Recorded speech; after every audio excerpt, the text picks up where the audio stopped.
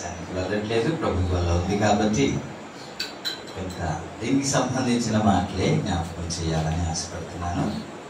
10వ అధ్యాయము కొరింథీ రాసిన పత్రిక, 1 కొరింథీ 10వ అధ్యాయము 15వ వచనం నుండి 18వ వచనం వరకు.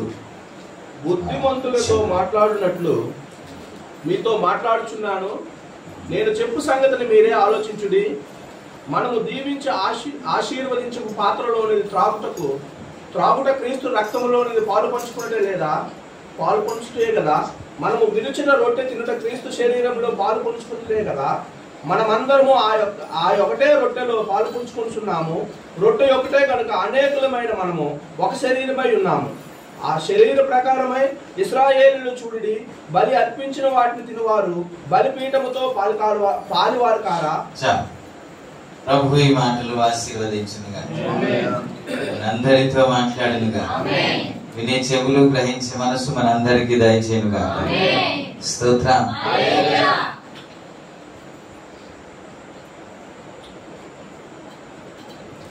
ఈ సందర్భంలో ఒక మాట మీకు జ్ఞాపకం చేస్తాను. కొత్తగా కొంతమంది వచ్చారు. నేను అనుకుంటాను రత్నకుమారి నాన్నగారా, వారిని బట్టి ప్రభుని స్తుతిస్తున్నాను. సో సహోదరి వచ్చారు, ఎవరు నాకు తెలియదు, మిమ్మల్ని కూడా ప్రభు దీవించును గాక. తల్లి గారు కూడా వచ్చారు, నాకు తెలియదు. వారిని బట్టి ప్రభుని స్తుతిస్తున్నాను. ప్రభు మీ కుటుంబాన్ని దీవించును గాక. Praise the Lord. హల్లెలూయా. ఈరోజు సందేశం చెప్పకముందు ఒక మాట మీకు జ్ఞాపకం చేస్తాను.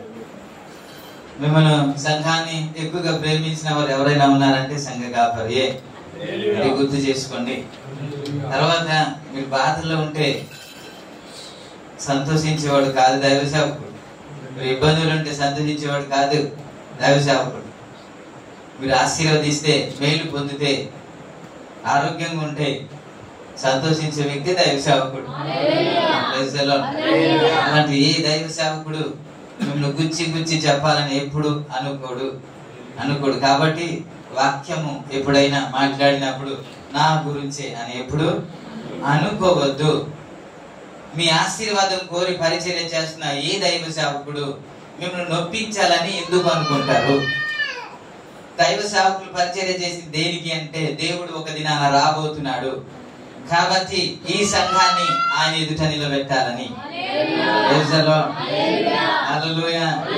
సిద్ధపరిచి నిలబెట్టాలని ప్రయాస తప్ప ఇంకొకటి కానే కాదు. అందుకే ఏదైనా మాట వస్తే ఇది నా గురించి అని మీరు బాధపడితే నేను బాధపడుతున్నా. ఈ మాట వాళ్ళకి నొప్పి కలిగిందేమో, మీకు అంత బాధ కలిగిందేమో అని. కాబట్టి నొప్పించాలనే ఉద్దేశం ఎప్పుడు నాకు ఉండదు. ఈ సందర్భాన్ని బట్టి ప్రభు బల్లలోనికి వెళ్తున్నాం కాబట్టి ఆ మాట గుర్తు చేస్తాను. ఆ చిన్ని సందేశాన్ని మీకు జ్ఞాపకం చేసి మీకు తెలిసిన వాక్యమే నేను ముగించడానికి ప్రయత్నం చేస్తాను. మనం చదువుకున్న లేఖన భాగంలో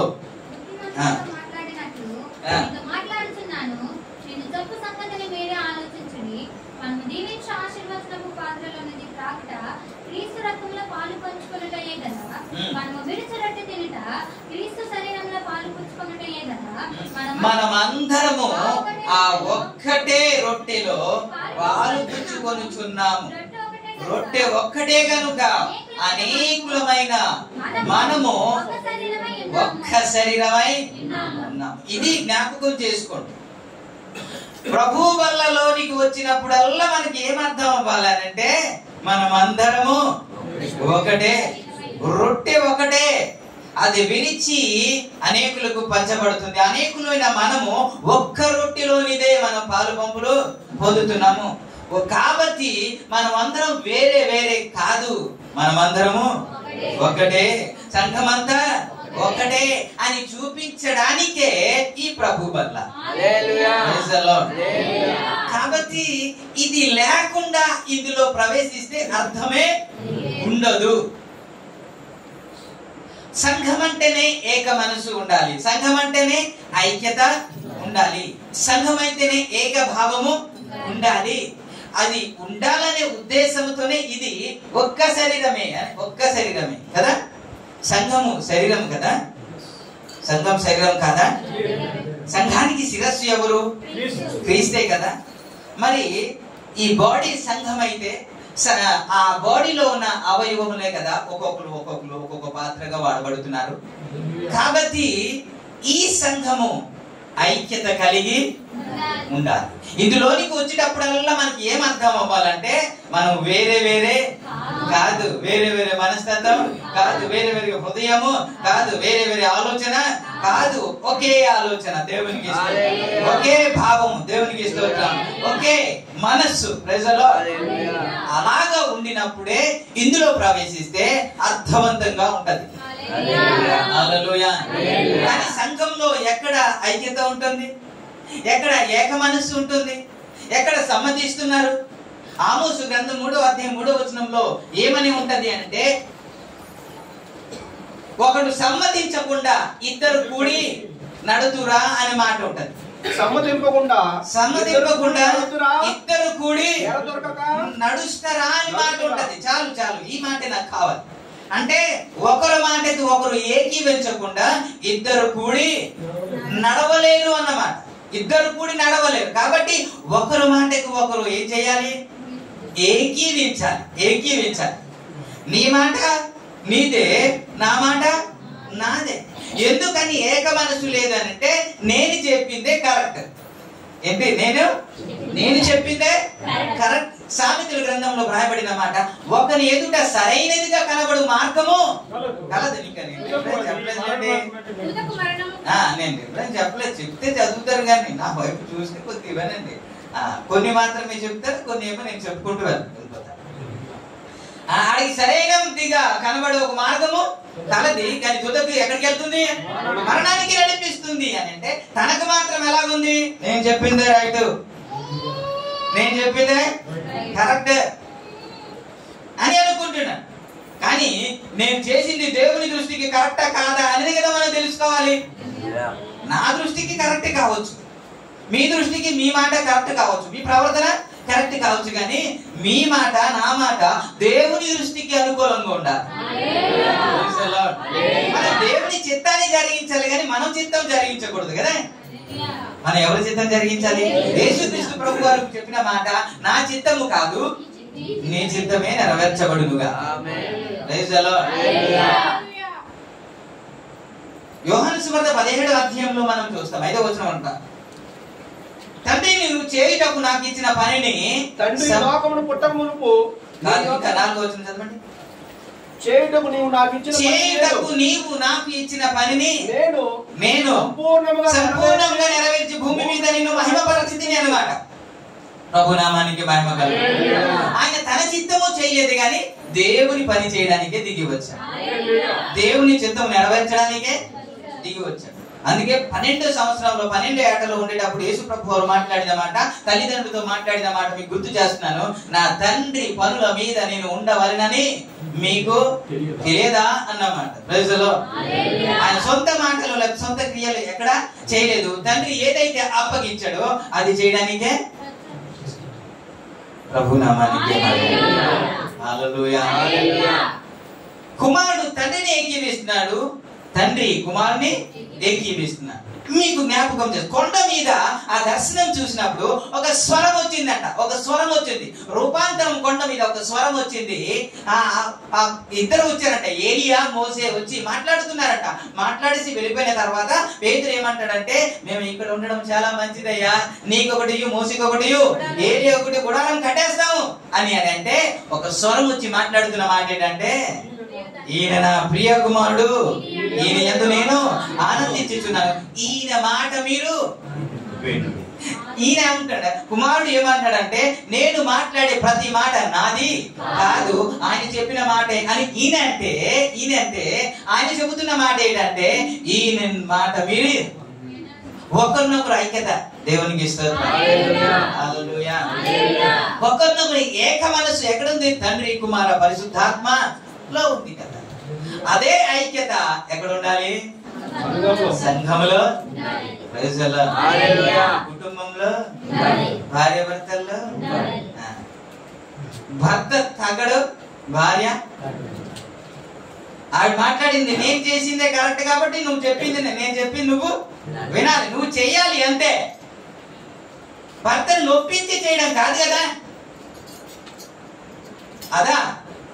ఇంకా చెప్పాలంటే లోబడే తత్వమే కదా ఏకీవించడం. ఏకీవిస్తే లోబడతాం కదా. పేతురు రాసిన పత్రిక మొదటి పత్రిక 3వ అధ్యాయము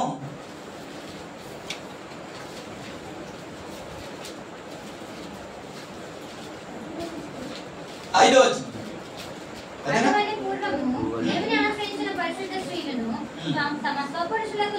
నాలుగో వచనం సాధువైనట్టు మృదువైనట్టు గుణమును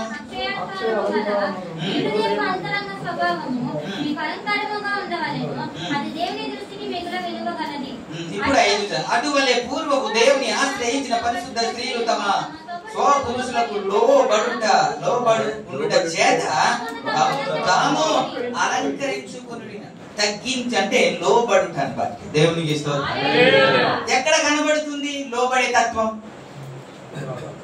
భార్య భర్తకు లోబడ్డం కానీ ఎక్కడ కనబడుతుంది?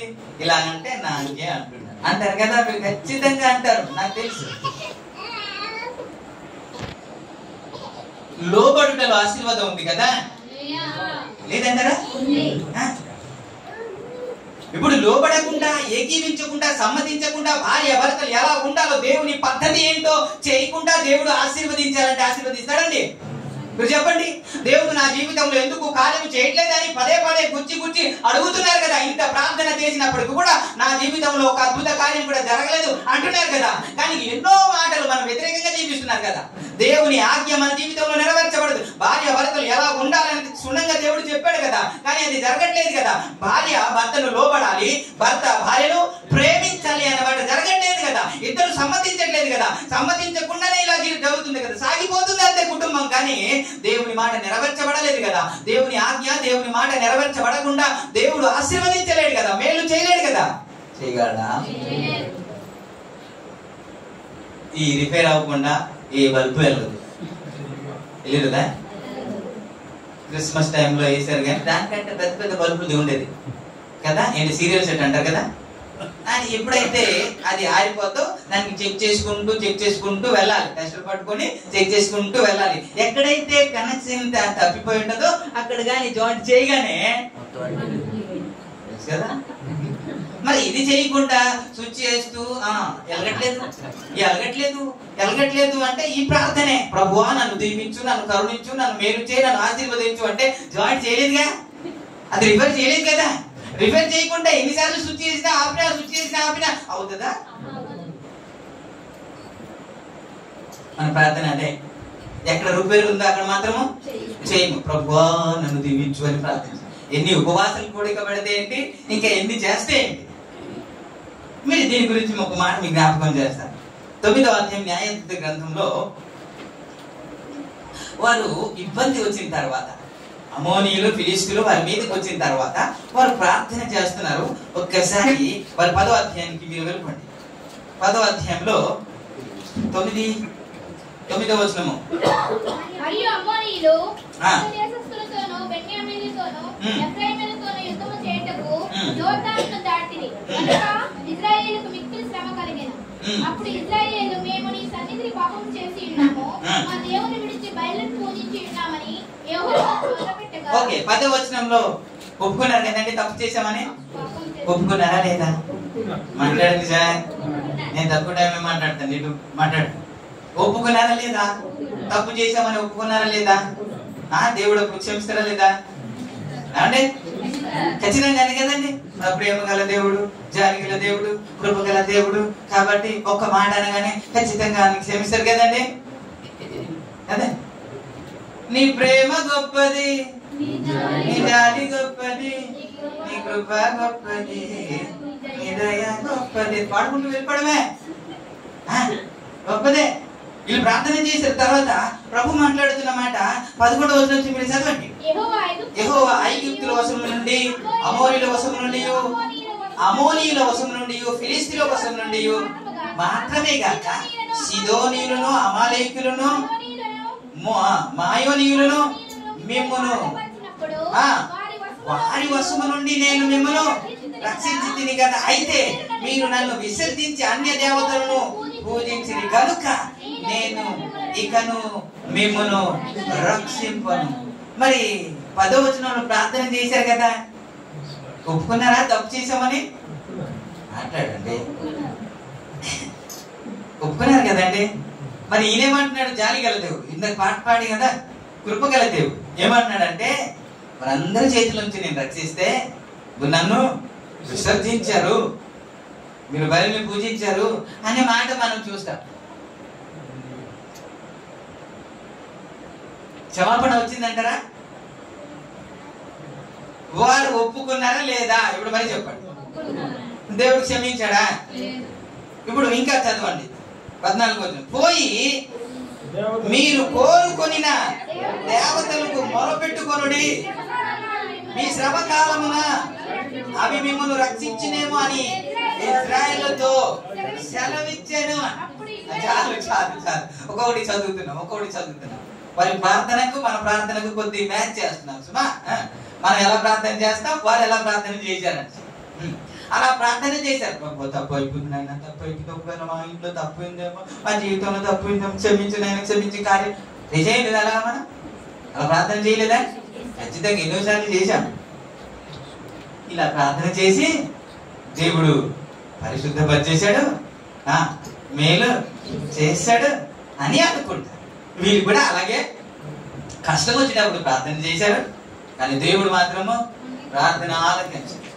ఎందుకు ఆలకించలేదు? ఇప్పుడు మీరు చదివితే ఇప్పుడు 15వ వచనం మీరు చదవండి. అప్పుడు ఇశ్రాయేలులో మేము పాపము చేసి ఉన్నాం, నీ దృష్టికి ఏది అనుకూలమో దాని చొప్పున మాకు చేయము, దయచేసి నేడు మమ్మను. ఇది కూడా సేమ్ ప్రార్థనే కదండి. 10వ వచనంలో చేసిన ప్రార్థనే ఇది కూడా సేమ్. కానీ ఇప్పుడు 16వ వచనంలో వారు చేసిన క్రియ మీరు గమనించండి. యెహోవాను సేవింపవలనని తమ మధ్య నుండి అన్య దేవతలను తొలగింపగా, ఇది అంటే తొలగించకుండా, లోబడకుండా, విధేయత చూపకుండా వారు ప్రార్థన చేస్తున్నారు. వారు అదే కదా, విగ్రహారాధన ఉంది, దేవతలు ఉన్నాయి, పూజిస్తూ ఉన్నారు, కానీ తప్పు అయిపోయింది నాయన, మేము తప్పు చేసామంటున్నారు. అందుకే దేవుడు ప్రార్థన ఆలకించలేదు. ఎప్పుడైతే వారి మధ్య నుండి అన్య దేవతలను తొలగించి పడేశారో, చెడు కార్యాలను విడిచిపెట్టేశారు. ఇక నుంచి నేను లోబడతాను, ఇక నుంచి నేను సమ్మతిస్తాను, ఇక నుంచి నేను ఏకీపిస్తాను. ఎప్పుడైతే ఒక తీర్మానంలోకి వచ్చారో అప్పుడు వ్రాయబడిన మాట, ఆయన ఆత్మ ఇశ్రాయేలుకు కలిగిన దురవస్థను చూసి సహింపలేకపోయాడు. హల్లెలూయా. పైన ప్రార్థన, నోటి నుంచి వచ్చే ప్రార్థన, సరైన ప్రార్థన, తీర్మానం లేకుండా ప్రార్థన, విడిచి పెట్టాలనే ఆశ లేని ప్రార్థన దేవుడు ఆలకించాడు.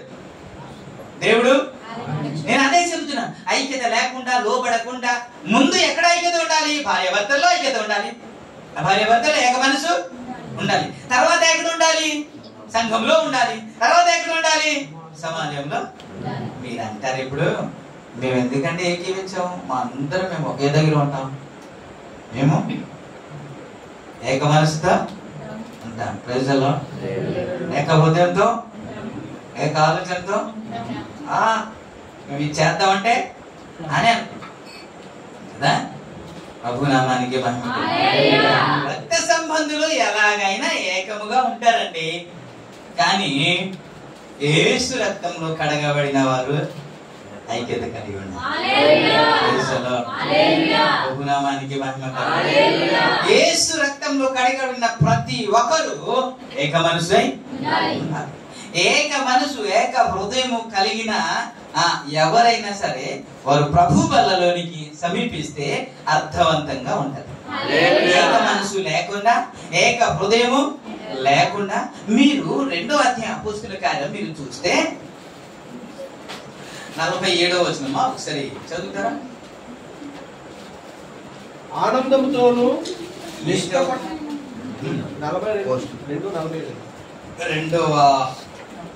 అధ్యాయము 46.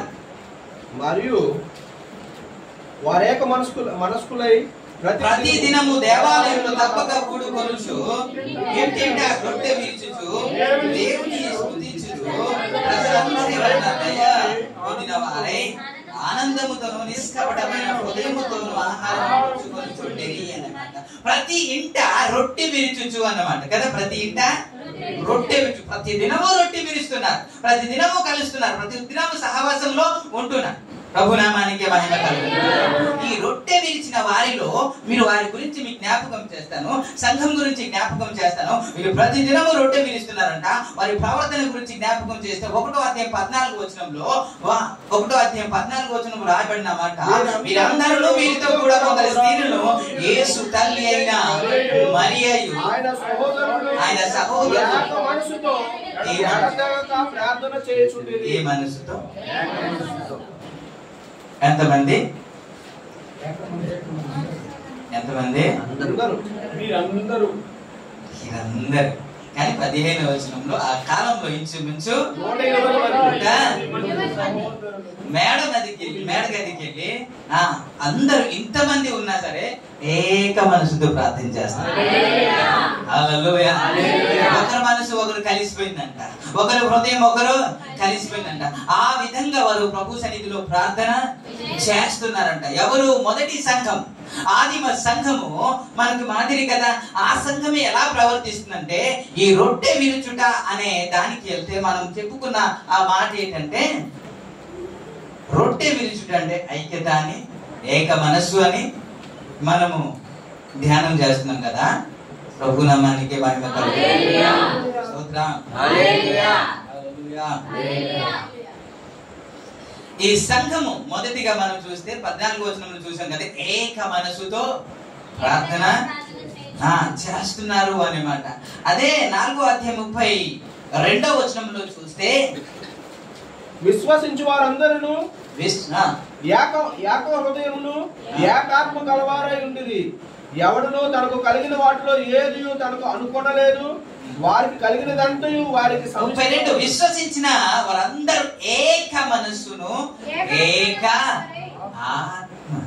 మీరు అపోస్తుల కార్యం అంతా మీరు చూస్తే ఏక మనసు ఏకాత్మ, ఏక మనసు ఏకాత్మ.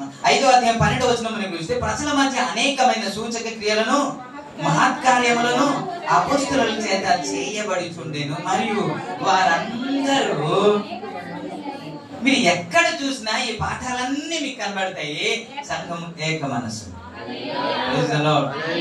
ఏక మనసు లేకుండా సంఘమే లేదు, సంఘము లేకుండా అర్థమే లేదు. కాబట్టి ఈ ఏక మనసు సంఘంలో ఉండాలి. మొదట కుటుంబంలో ఉండాలి, తర్వాత సంఘంలో ఉండాలి. ఏక మనసు లేకుండా ప్రభు వలలో సూచనే ఏంటి అని అంటే ఐక్యత. ప్రభు నామానికి మహిమ కలుగును. ఒకరి ఆలోచన ఒకరు కలిసిపోవాలి, పరిచర్లో ఒకరు ఉద్దేశం ఒకరు కలిసిపోవాలి. కొరింథీ రాసిన పత్రిక 3వ అధ్యాయంలో రాయబడిన మాట ఏంటంటే, పెద్దలతో మాట్లాడినట్టు నేను మీతో మాట్లాడలేకపోయినయ్యా అని అంటాడు. 3వ అధ్యాయం నుంచి మనం చదువుకుంటే, కొరింథీ రాసిన పత్రిక, సహోదరులారా ఆత్మ సంబంధంలో మనుషుల వల్లే మీతో మాట్లాడలేకపోయాను, శరీర సంబంధం వలె క్రీస్తునందు పసిబిడ్డలే అని మీతో మాట్లాడాడు. 3వ వచనంలో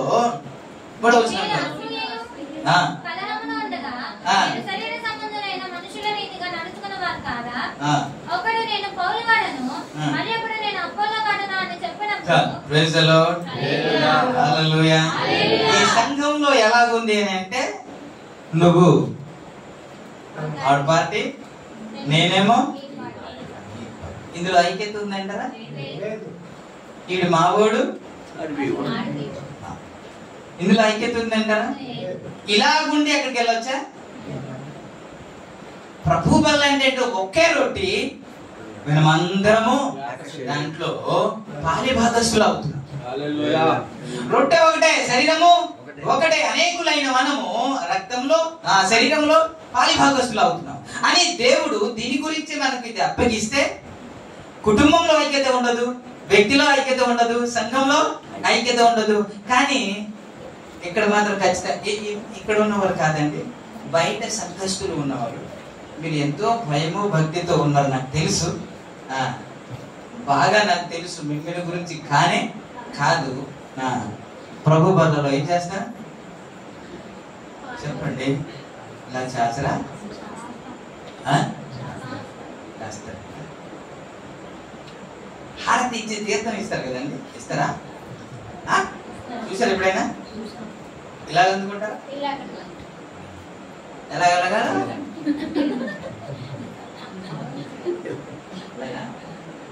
ప్రభు బల ఎలాగా? ప్రభు బల ఎలాగండి? రొట్టె ఎలాగండి? చూడదు. ఇలా తీసుకోవట్లేదా కొంతమంది? ఇక్కడ కాదు, మీరు బాగా ఇలా తీసుకుంటారు, నాకు తెలుసు. అంటే బయటల గురించి మాట్లాడుతున్నారు, మీ గురించి కాదు, బయటల గురించి మాట్లాడుతున్నారు. మీరైతే మాత్రం కొద్దిగా ఇలాగా విధేయతతో అడుగుతారు ప్రజలు. సో అది తీసుకొని ఇలాగ అంటూ ఉంటారు కదా. నేను అనుకున్నాను దానికంటే ఇది బెటర్ కదా, మన దేవుడు గొప్ప దేవుడు కదా, మన దేవుడు శక్తివంతుడు కదా, నీలో ఉన్నవాడు గొప్పవాడని పాటలు పాడుతుంటారు కదా, దానికంటే మనం ఇంకా ఇంత విధేయత చూపించాలా అని నేను అనుకున్నాను. కానీ కాదు కదా, ఇలా అడుగుతూ ఉంటారు అక్కడక్కడ కొంతమంది, కొన్ని చర్చెస్ లో. ప్రభు నామానికి హల్లెలూయా. విలువైనదిగా మనకు అర్థం కాలేదుగా అది, ఇది విలువైనదిగా మనకి అర్థం కాలేదు. 11వ అధ్యాయం 27వ వచనంలో ఏమని ఉంటదంటే, అది శరీరం అని, అది రక్తం అని ఎంచక తీసుకుని వారు నిరపరాధి అపరాధి అగును అని మాట ఉంటది. కాబట్టి ఎవడు అయోగ్యముగా ప్రభువు యొక్క రొట్టె తినును లేక ఆయన పాత్రలోనిది తాగును వాడు ప్రభువు యొక్క శరీరమును గూర్చియు రక్తమును గూర్చియు అపరాధి అగును అన్నాడు. ఏమంటే ఇది బల్ల తీసుకుని దేనికి తెలుసా? మనము ఒక దినాన పునరుత్థానుడు అవుతామని కదా. ఎవడైతే నా శరీరంలో రక్తంలో పాలుపంపులు పొందావో వారు అంత్య దినమున నేను లేపుదును అన్నాడు కదా. మనం ఒక దినాన పునరుత్థానంలో లేపబడతామని ఇందులోనికి ప్రవేశించిన తర్వాత అపరాధి అయితే ఎలా? ఇందులో మనకు బెనిఫిట్ రావాలి కానీ నష్టం కలగకూడదు కదా.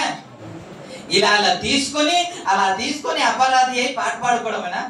అపరాధి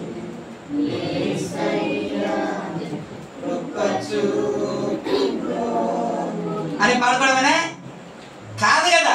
ఇందులోనికి వెళ్ళేది ఏంటి అని అంటే, పాపులని పరిశుద్ధులుగా మారాలని దేవునికి ఇస్తారు.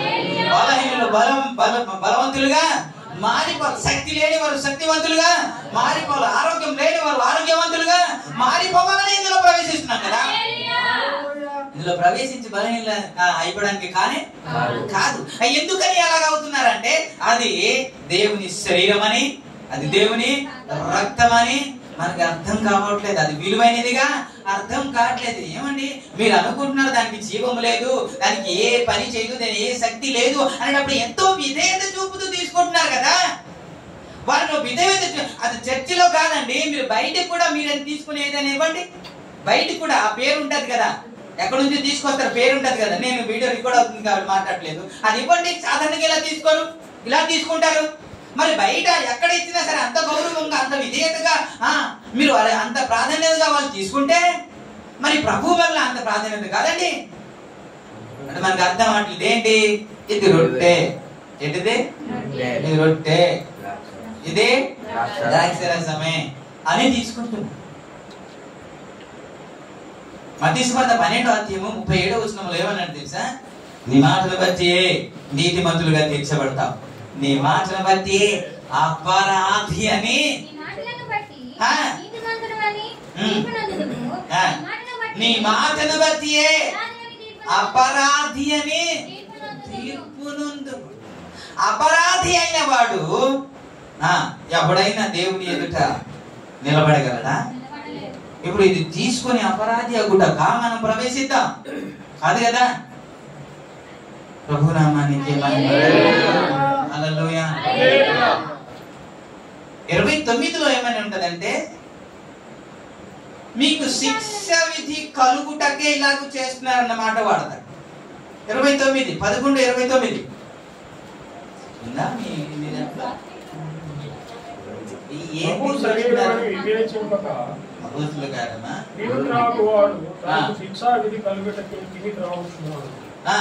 ఇందువలనే మీలో అనేకులు బలహీనులు రోగులైన ప్రభు శరీరమని వివేచింపక తిని త్రాగువాడు తనకు శిక్షావిధి కలుగుటకే. ప్రభు నామానికి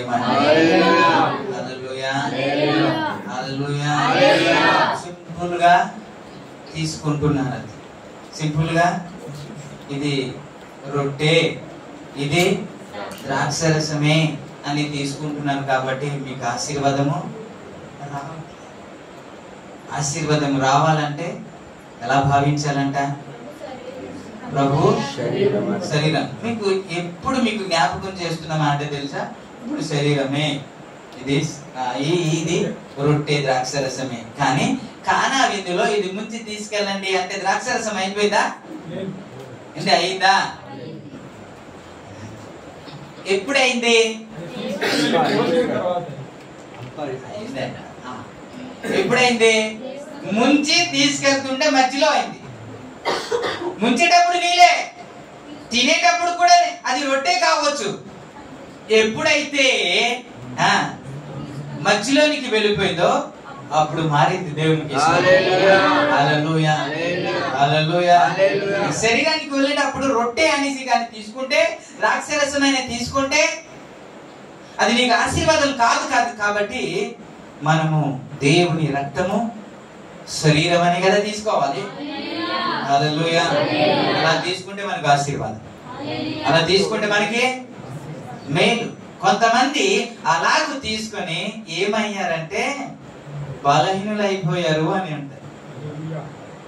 చదవండి చివరికి. అందువల్ల మీలో అనేకులు చాలా మంది నిద్రించున్నారు.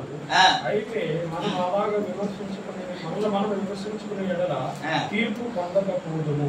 ఓకే. కొంతమంది అనుకుంటారు వాడు తాగుబోతాడంటే వాడికి ఇవ్వద్దు అనేసి అనుకుంటారు కదా. ఇలాంటి మనసులో కూడా మీరు అనుకోవచ్చు. వాడు సరిగ్గా ఉండట్లేదంటే వాడికి ప్రభు వాళ్ళు ఇవ్వకూడదు అని అనుకుంటారు. నేను ఇవ్వకూడదు, నేను ఎప్పుడు అని. ఎందుకు? యేసుక్రీస్తు ప్రభు వారు ఇచ్చారుగా.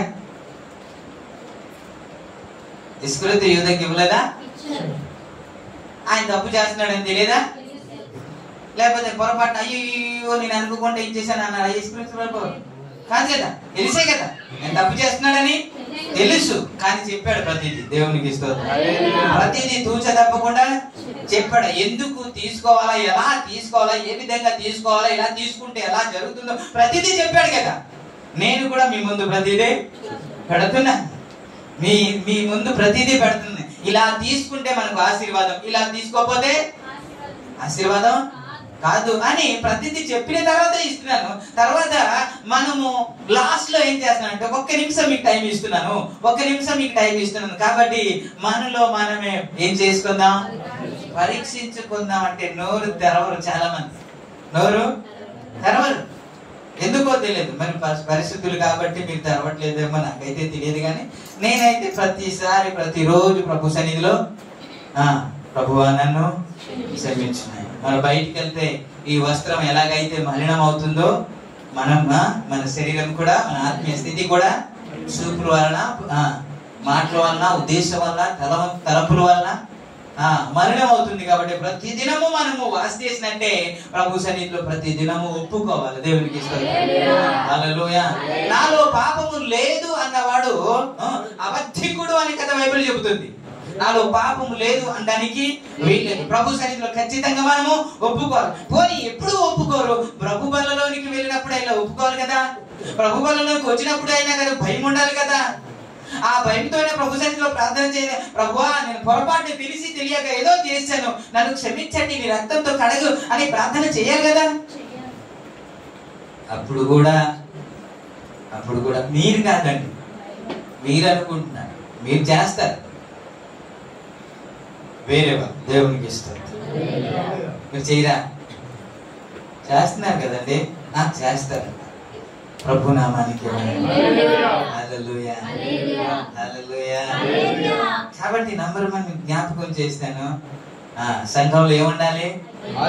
ఐక్యత ఉండాలి. ఐక్యత లేకుండా ఇందులో ప్రవేశిస్తే అర్థమే ఉండదు. 1 సమూయేలు 18వ అధ్యాయంలో ఇలాగుంటది.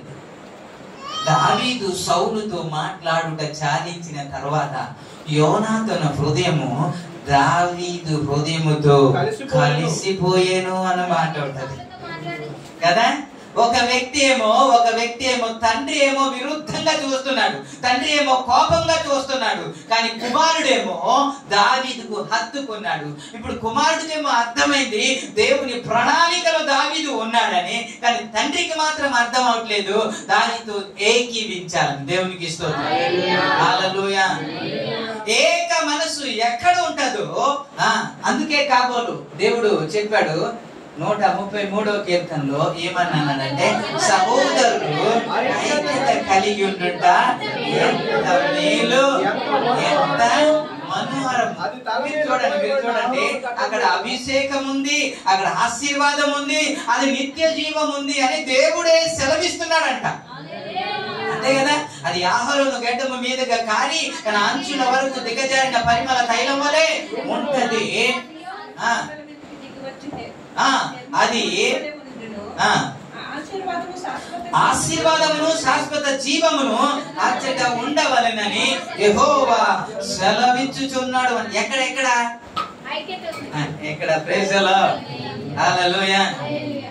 ప్రార్థన చేస్తే రాదంట, ప్రార్థన చేస్తే వస్తుందో లేదు నాకైతే తెలియదు, కానీ మనం ఐక్యత కలిగి ఉంటే మాత్రం ఆశీర్వాదం, అభిషేకం ఖచ్చితంగా దిగి వస్తుంది. ఆరాధనలో మాట్లాడుతూ విజయరాజు గారు ఒక మాట, ఈ రోజు దేవుడు మనల్ని దర్శించబోతున్నాడు. ఏంటంటే ఈ రోజు మనలను దేవుడు దర్శించబోతున్నాడు. దేవుడు అభిషేకించాలన్నా, దేవుడు దీవించాలన్నా, నిత్య జీవము నీకు అనుగ్రహించాలన్నా ఎందులో ఇమిడి ఉంది తెలుసా? ఐక్యతలో ఇమిడి ఉంది. అది లేకుండా మీరు ఎన్ని చేసినా సరే ఆశీర్వాదం అయితే రా. అందుకే ఎంత మేలు, ఎంత ఎవరు సంఘము, ప్రైజ్ ది లార్డ్, క్రైస్తవులు, ప్రైజ్ ది లార్డ్, ఆత్మీయులు, ప్రైజ్ ది లార్డ్, పరిశుద్ధులు, ప్రైజ్ ది లార్డ్, అందరూ ఐక్యత, ఒకరు మాటకి ఒకరు పరిచర్య చేయడానికి, ఆత్మీయంగా ముందుకు వెళ్ళడానికి, ప్రార్థన జరిగించడానికి, సహవాసంలో ఉండడానికి ఒకరినొకరు ప్రోత్సహించుకోండి అన్నాడు కదా. ఎబ్రీ రాసిన పత్రిక 10వ అధ్యాయం 24వ వచనంలో ఆఖరి దినాల్లో ఉన్నాం కాబట్టి, అంత్య దినాల్లో ఉన్నాం కాబట్టి, అందరూ వదిలేస్తున్నారు కాబట్టి, అందరూ వెళ్ళిపోతున్నారు కాబట్టి, అందరూ మానేస్తున్నారు కాబట్టి మీరు మానొద్దు. సమాజము కూడుట మానక ఒకరినొకరు హెచ్చరించి ఆ దినము సమీపించుట చూచిన కొలది మరి ఎక్కువగా అలాగూ చేయుచు ప్రేమ చూపుటకును సత్కార్యము చేయుటకును ఒకరినొకరు ఏం చేసుకోవాలి? ఒకరినొకరు ఏం చేసుకోవాలి? పురికొల్పించుకోవాలండి. అందుకే ఈ ప్రయాస. ఎవరు రాకపోయినా అయ్యా రండయ్యా, అయ్యా రండయ్యా అని ఎందుకు పిలవడం అంటే సమీపిస్తుంది కాబట్టి. ఏంటి? దేవుని రాకడ. మీకు ఇప్పుడు చెప్పనా, నెక్స్ట్ వీక్ రండి, మంచి సందేశాన్ని మీకు జ్ఞాపకం చేస్తాను. ప్రతి ఒక్కరు రండి, అద్భుతమైన సందేశము మీకు జ్ఞాపకం చేస్తాను. మత్తయి సువార్త 24వ అధ్యాయంలో వ్రాయబడిన మాట, ఆ రాకడకు సూచన ఏంటి అంటే అక్కడక్కడ భూకంపాలు జరుగుతాయి. యుద్ధముల గురించి సమాచారం మీరు వింటారు అని, యుద్ధముల గురించి సమాచారం వింటారు అనేది ఇది రాకడకి సూచన అనే కదా మనం చూస్తాం. మనము ఎప్పుడు చూసామంటే ఈ యుద్ధం గురించి ఎప్పుడు విన్నామంటే, ఇప్పుడు రష్యా ఉక్రెయిన్ 2 రోజుల్లో తెగొట్టేస్తాను అన్నాడు కదా ఈయన. 2-3 రోజుల్లో ఫినిష్ చేసేస్తానంటే ఇప్పుడు వరకు సాగుతూనే ఉంది. ఆ యుద్ధం తర్వాత ఇప్పుడు ఇజ్రాయెల్ యుద్ధం మనం చూసాం. ఇజ్రాయెల్ తర్వాత ఇవన్నీ వచ్చేటప్పుడు మీకు ఏం అర్థం అవ్వాలి కదా. ఇప్పుడు ఇంకా చెప్పాలంటే మీ కాలంలో అప్పుడు మీ టైంలోనే ఏంటి AK-47 తోనే అలా యుద్ధం చేస్తే అక్కడక్కడే ఆర్మీ, లేకపోతే ఆర్మీ వాళ్ళే చచ్చిపోయారు అనుకుంటా, సైనికులే చచ్చిపోయేవారు. కానీ ఇప్పుడు అలా కాదు, ఇక్కడే కూర్చొని ఒక స్విచ్ నొక్కితే ఎక్కడ కొట్టాలి అక్కడ పడుతుంది. ఇప్పుడు చాలా మంది జనాభా చనిపోతారు. చాలా మంది ప్రజలు చనిపోతారు. సైనికులే మాత్రం కాకుండా యుద్ధంగానే వస్తే చాలా మంది చనిపోతారు, చాలా మంది చనిపోతారు. ఇలాంటి సమాచారం వింటున్నా సరే ఎవరిలో భయము లేదు, ఎవరిలో ఒక ప్రోత్సాహము లేదు, ఒకరు లోబడే తత్వము లేదు, ఏకీవించే మనసు లేదు, సమ్మతించే మనసు లేదు. ఆ అంశంలోనికి వెళ్ళకుండా వచ్చే వారం చెప్తాను కాబట్టి అక్కడికి వెళ్ళట్లేదు. ప్రభునామానికే మహిమ. భయంకరమైన దినాల్లో ఉన్నాం కాబట్టి ఇందులోనికి వచ్చేద్దాం, ఏక మనసులోనికి వచ్చేద్దాం, ఐక్యతలోనికి వచ్చేద్దాం. ప్రభు ఆజ్ఞను పాటించేవారుగా ప్రభు బల్లకి వెళ్ళాలి అంటే నీకు నాకు దీవెన రావాలన్నా, నీకు నాకు ఆశీర్వాదం రావాలన్నా ఐక్యత లేకుండా సమ్మతి. కొంతమందిని చూస్తూ ఉంటారు, మీరు అలా చేయొద్దు. ఒక మాట మీకు జ్ఞాపకం, అలా చేయొద్దు. మీరు కుటుంబంగా వస్తుంటే కుటుంబంగా నడిచిరండి, కుటుంబంగా నడిచిరండి. ఫ్యామిలీగా వస్తుంటే ఫ్యామిలీగా నడిచిరండి. తల్లి ముందు కూతురు వెనక్కి ఇలా రావద్దు. ఇలా కానీ మీరు వచ్చి ఐక్యత మీరు చెప్పగలరా? మీరు చెప్పండి. ఏమండి అలా నడవచ్చా? తండ్రి ముందు కూతురేమో అలాగే వెళ్ళొచ్చా? ఇది ఐక్యత అందామా? పోనీ మీరు ఏదో దాన్ని బట్టి స్పీడ్ గా వెళ్ళాలనో, టైం అయిపోయిందనో, లేకపోతే రమ్మన్నా రాలేదనో ఏదో ఉంటారు, కానీ అలాగొద్దు. మీరు కలిసి రండి. ఎలాగా ఈ తల్లి కూతురు భలే ఉంటారండి అని ఎవరు చూడాలి? ఐక్యత చూడాలి కదండి. భార్య భర్తలు భలే ఉంటారండి, ఒకరినొకరు విడిచిపెట్టరండి అనేటట్టు ఉండాలి కదా. కానీ ఒకటి నచ్చింది, ఆయన సాక్ష్యం చెబుతుంటే ఆయన పిల్లది కానీ ఈవిడ వచ్చి పక్కన నిలబడిపోయింది. సరే ఎందుకు నిలబడిందని నాకు తెలియదు, కానీ ఆయన చెబుతుంటే ఇక్కడ ముసుగు వేసుకుని అలా తప్పు అని నేను అన్న కానీ ఏక మనసు. మేమిద్దరం ఒకటే అండి, మేము భార్య భర్తలు ఒకటే అని వారు చూపించుకుంటారు. ప్రేసలో మన సంఘం కూడా ఒకటే అని మనం చూపించుకోవాలి కదా, అవునా కదా? సంఘం అంతా ఒకటే అండి, వేరు వేరు కాదండి. వేరే వేరే మనస్తత్వం ఉండొచ్చు, వేరే వేరే ఊరు ఉండొచ్చు, వేరే వేరే ప్రాంతాలు ఉండొచ్చు, కానీ మేమందరం ఒకటే అని నినాదం చెప్పాలి కదా. అలా నువ్వు చెప్పగలిగినప్పుడే కదా ప్రభు వాళ్ళలో మనం పారిభాగస్తులు అవుతాం. అలాగా మొదటి సంఘం చెప్పగలిగారు. కాబట్టి పరిశుద్ధాత్మ దేవుడు వారి గురించి వ్రాయబడినమాట, ఏక మనసుతో ప్రార్థన చేశారంట, ఏక మనస్కులై ఉన్నారంట. ఏకమంటే వారికి ఇది నీది ఇది నాది అనుకుంటా అందరికి సమిష్టంగా ఉంచుకున్నారంట. ప్రభునామానికి హల్లెలూయా. ఆ ఏక మనసు ప్రభు మన అందరికి అనుగ్రహించుగాక, మన సంఘానికి దేవుడు అనుగ్రహించుగాక, ప్రభు బల్లకి అర్హులుగా ప్రతి ఒక్కరిని దేవుడు మార్చునుగాక. ఈ మాటలు దేవుడు ఆశీర్వదించునుగాక. కళ్ళు మూసుకుందాం.